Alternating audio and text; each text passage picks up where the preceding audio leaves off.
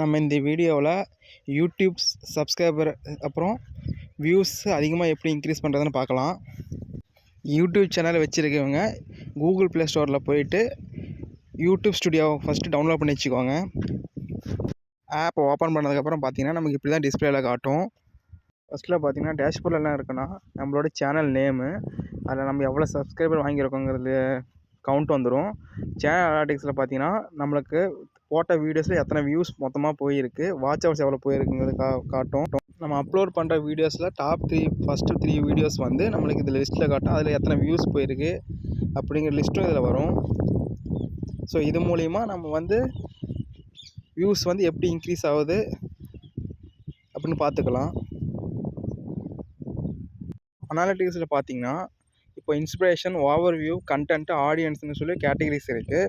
So இப்போ நம்ம ஓவர்வியூவாக நம்ம பார்த்தோம்னா மொத்த வியூஸ் எவ்வளோ, அந்த வீடியோக்கு எவ்வளோ போயிருக்கு, டாப் கண்டென்ட்ஸ் எவ்வளோ, ரியல் டைமில் எத்தனை பேர் அந்த வீடியோஸ் பார்த்துருக்காங்க அப்படி லிஸ்ட்டு காட்டி பார்த்துக்கலாம்.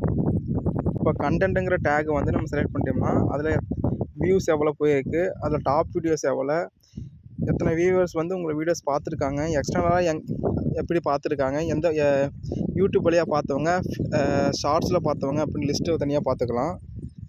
ஆடியன்ஸ் டேக்கை பார்த்தீங்கன்னா எத்தனை வியூவர்ஸ் வந்து ரிட்டர்ன் பார்த்துருக்காங்க, வியூவர்ஸ் எந்த டைமில் பார்த்துருக்காங்க, அவங்களோட ஏஜ் என்ன, அவங்களோட ஜெண்டர்ஸ், அவங்க லொக்கேஷன்ஸ், இந்த மாதிரி டேட்டாஸ் எல்லாம் ஸோ ஆடியன்ஸ் இதில் போய் பார்த்துக்கலாம். நம்ம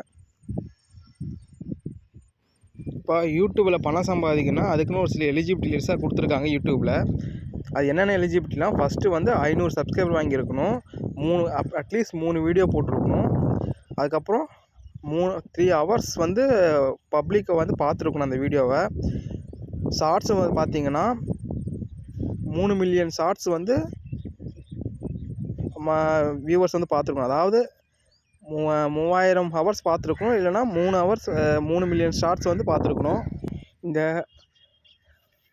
500 சப்ஸ்கிரைபர்ஸ் வாங்கி முடிச்சதுக்கப்புறம் 3 ஹவர்ஸ் வந்து பப்ளிக் வியூ பார்த்துருக்கணும், இல்லைனா பப்ளிக் ஷார்ட்ஸ் வந்து பார்த்தீங்கன்னா 3 மில்லியன்ஸ். இதெல்லாம் கம்ப்ளீட் பண்ணதுக்கப்புறம் தான் நெக்ஸ்ட் ஸ்டெப் போவோம். நெக்ஸ்ட் ஸ்டெப்ஸ் என்னென்னு பார்த்தீங்கன்னா 1000 சப்ஸ்கிரைபர்ஸ் வந்து கண்டிப்பாக வச்சுருக்கணும்.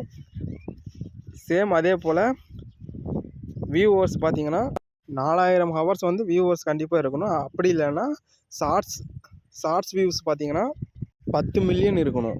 ஸோ இதெல்லாம் கம்ப்ளீட் பண்ணிட்டாங்கன்னா யூடியூப்லேருந்து மணி வந்து நம்ம ஏர்ன் பண்ணிக்கலாம்.